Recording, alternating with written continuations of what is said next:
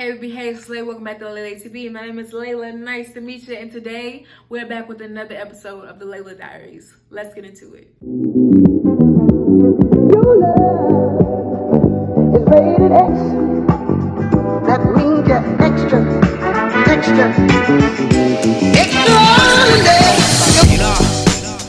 All right, y'all. Happy Friday or Saturday, whenever you're watching this. Happy day to you. I hope you're doing well. I hope you're doing good. I hope life's been treating you well. It's been a minute since we've done Layla Diaries. Has it? I think it's been like a week or two. I don't remember. But the last time we talked, we were talking about accountability, denial, etc., etc., etc. So let's jump right into it. I went to therapy. I went to therapy yesterday. Today's Thursday, so I went to therapy on Wednesday. And I think this might have been the best session we've had.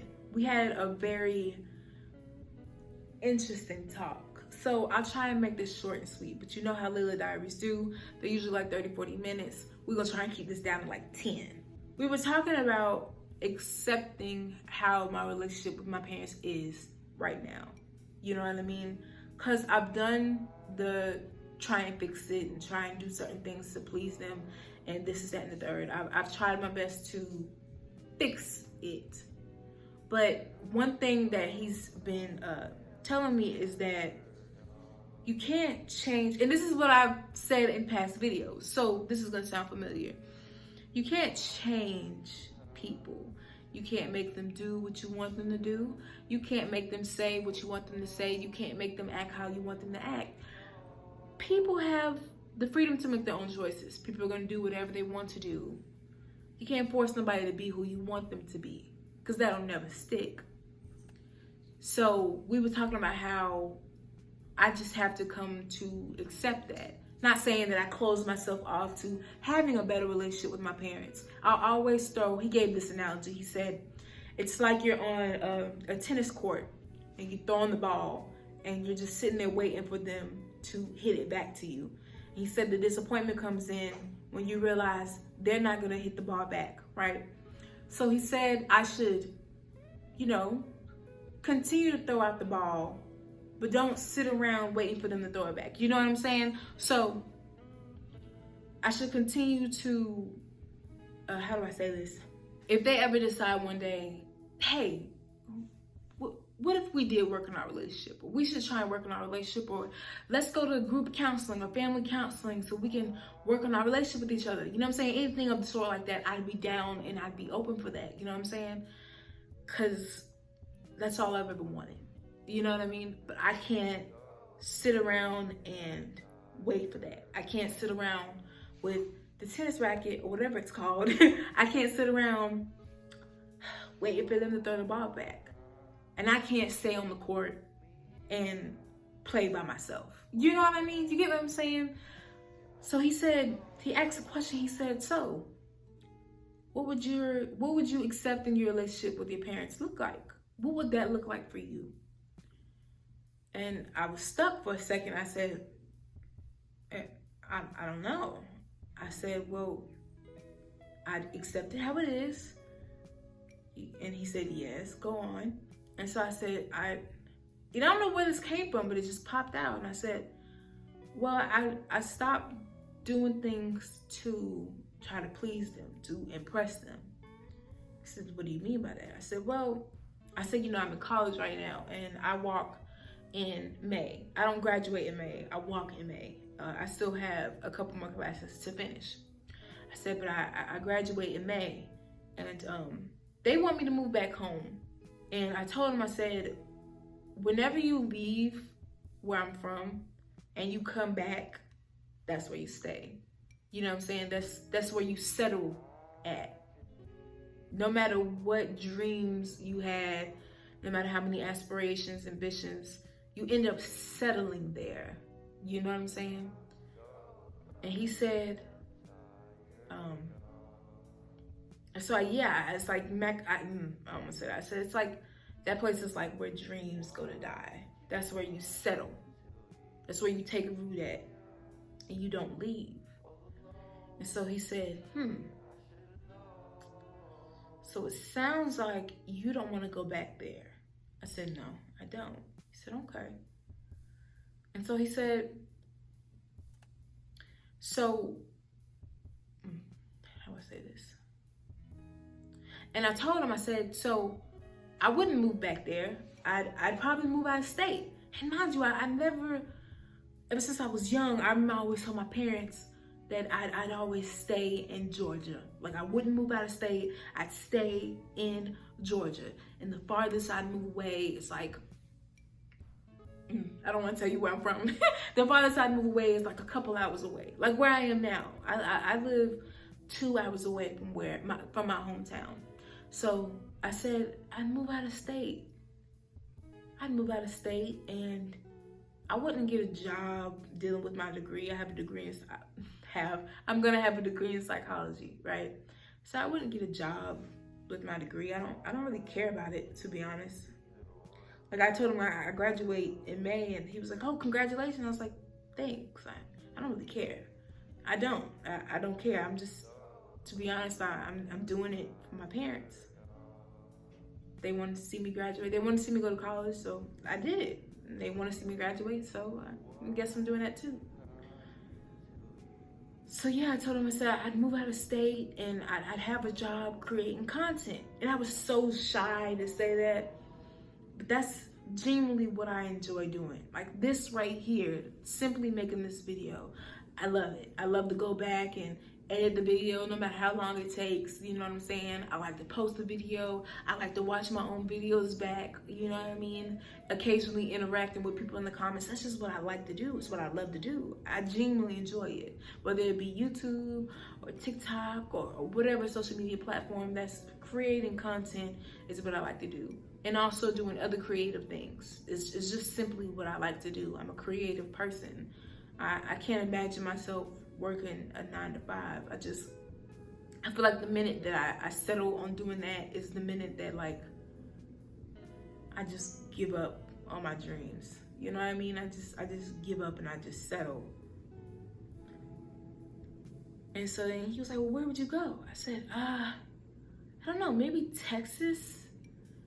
I might go to Texas or North Carolina or something like that. I didn't really get into it because I never really thought about leaving Georgia. I just, figured I'd always be here. I didn't expect to make it past 18 anyway, but, I just said I'd always be here. So he said, it sounds like you know how to maneuver through your hometown. I said, yeah. He said, that place is familiar, isn't it? I said, yeah. He says, you lived there your whole life? I said, yeah. He said, so your hometown is what's known to you. And he said, let's say you moving out of state is unknown to you. He said, and that could be very fearful, candid. And I said, yeah. I said, I think my parents have always been there as like a crutch. You know what I mean? They've always, how do I say this? There were certain things they wanted out of me. And when it comes to like school and things like that, in a life for myself, there's certain things that they've said, okay, well, you got to go to college. And then, after you get out of college, then you get you a job. You know what I'm saying? But, until you get you a steady job, you can move back home after college and then, work up your money and then find your apartment somewhere and then, get a job. And you know what I mean? They've always, I don't want to say they've mapped out my life, but they've usually always told me what's next. There we go. They always told me what's next.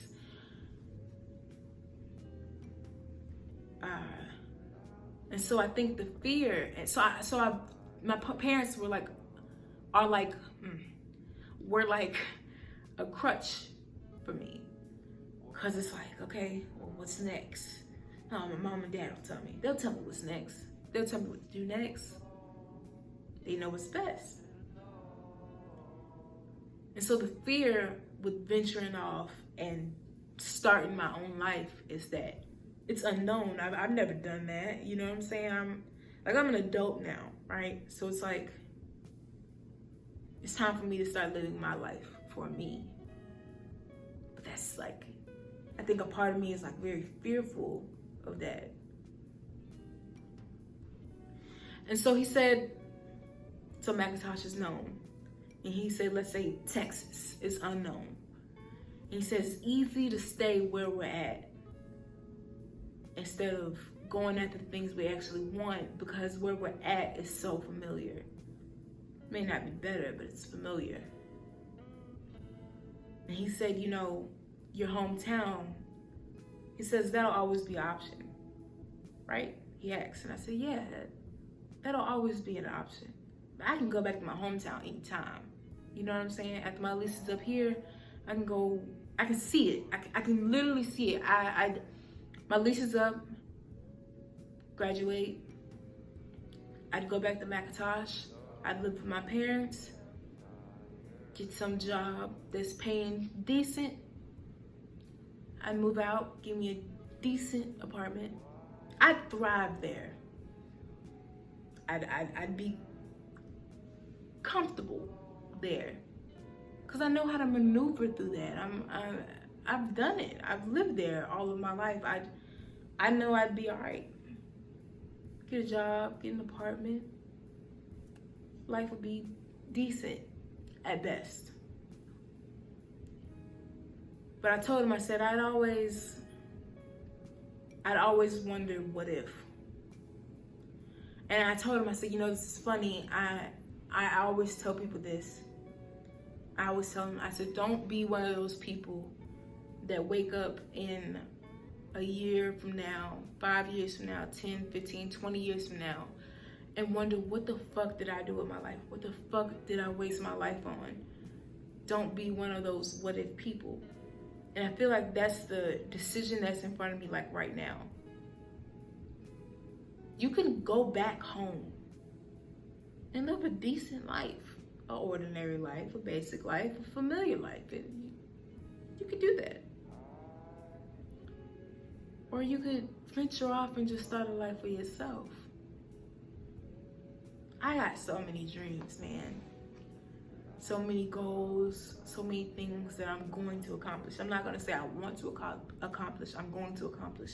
But I can't do that clinging on to what's familiar. Let me tell you about a dream, and then I'll wrap it up, I promise. I can't remember what happened in the beginning of the dream, but I remember the last part vividly. There was this lady and two other girls. I don't think they mattered, but it's a lady and two other girls, and they were leaving. They came to visit, and they were leaving. And the lady looked back, and she said, you know, you can come with me. She said, and then she started listing off all the things that I wanted, right? She said, and you can have all that. You can come with me. Basically saying, you can come live with me. You can come with me and live the life that you want. And I had one foot out the door, right? But my hands were clinging to the doorway. I had one foot out the door, and I was peering over, listening to her, telling me that I can come with her. But then I turned around, and my mom was standing right there. She didn't say anything. She didn't have a negative look on her face. She was just standing there. So I turned around, I said, oh, I can't. I said, my mom, I can't go, I can't leave. And I came up with all these excuses why I couldn't go. The lady didn't force me. She wasn't mad that I decided that I wouldn't go. She just looked at me just like this. I remember it so vividly. She said, okay. And they said bye, and they got in the car, and they drove off. And I remember I was looking through the window of the house that I was in. Mind you, the house was pitch black, right? It was dark inside. And so I saw them leave down a driveway, and I watched them go. Not knowing where they were going, but I just know they were going to better.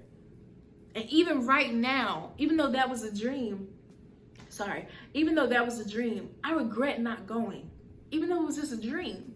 So I know in real life, if I didn't start living my life for me, even if that road is uncertain, if I don't start doing that, then I'll be one of those people in a year, 5 years, 10, 15, 20 years from now that looks at their life and says, what if? Imagine it. I can picture it 10 years from now. I'm sitting in my hometown, visiting my parents. And I'm just sitting on the couch and I'm like, what if I did go to Texas? What if I did continue to create content? What if I went after all of those dreams that I used to have that I barely even remember anymore? What if I did that? What would life have been like? I would have never known. So I know what you're thinking. It's like, well, it's a no-brainer. You go after the life that you want. And that's what I'm doing right now. Me standing in front of this camera and me posting every day for 30 days. Mind you, today is day 11 or day 10. I can't remember. But me staying dedicated and me like genuinely putting my all and all of my effort into this, that's me doing that. But I think the decision now is whether I could stop. I have this challenge where I post 30 days consecutively on YouTube. Like I said, I'm on day 11. I could stop. Right as I said that, like my phone battery, the thing just stopped the recording. That's crazy. But I could stop. I could graduate, go back to hometown and do all the stuff that I told you that I could do. I could give up on all of my dreams. I could settle. I could. And that'd be so easy. That's the thing. It'd be so easy. Like in that dream, it was so easy for me to turn around and make up all those excuses and take my foot from out the door and tell them, no, I'm gonna stay here, y'all go ahead. That's so easy. You understand? It's what's difficult is actually deciding to say fuck it and just go after all that you want. That's what's difficult.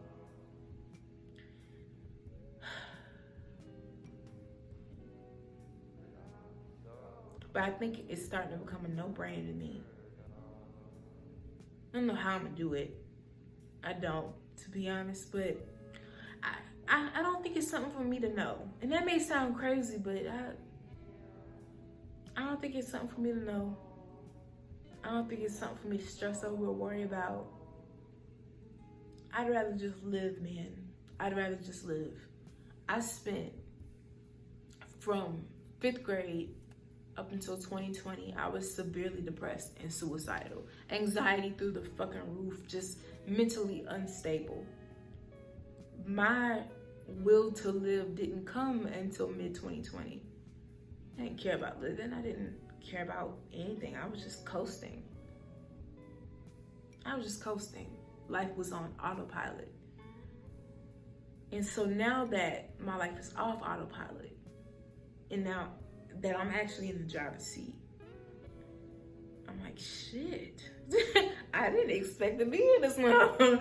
Like, I to be honest, I thought I'd be dead a long time ago.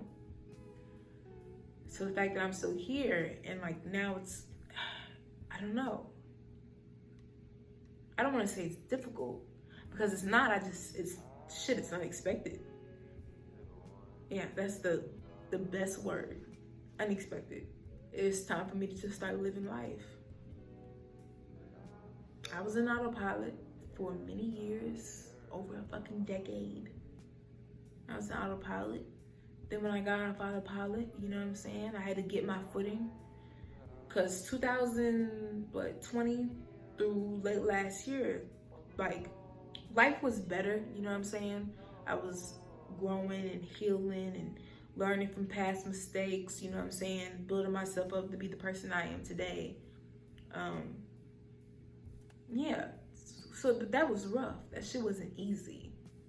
You know what I'm saying? So I feel like I went through that moment where it was like, shit, we're off autopilot.